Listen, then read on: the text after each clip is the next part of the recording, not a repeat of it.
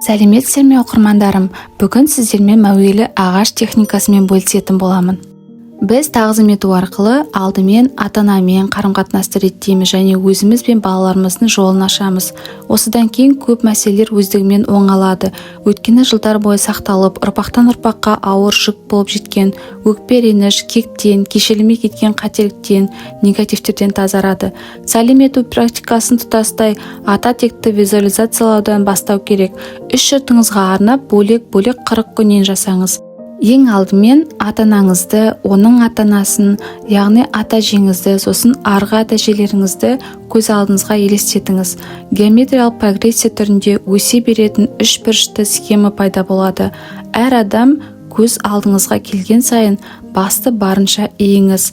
Бұл жағымсыз энергияны жақсыға алмастырады. Тәкаппарлық кетіп, сыйластық келеді. Реніштің орнына кешірім келеді.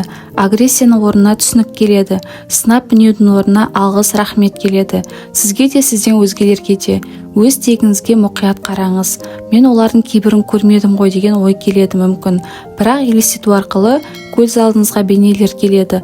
Ал жаныңыз олардың қасында бар екендігін сезінуге көмектеседі. Оларға алғыс айтыңыз. Ең маңызды деген сөздерді айтыңыз.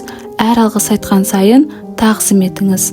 Бір күн қанша сәлем бере аласыз, сонша жасаңыз және әр күн сайын біреуден қосып отырыңыз.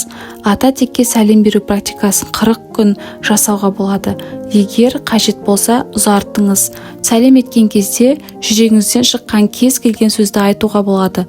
Егер басыңызға ешқандай ой келмесе, кешірім сұраңыз, кешіріңіз, махаббатыңыз бен құрметіңізді көрсетіңіз.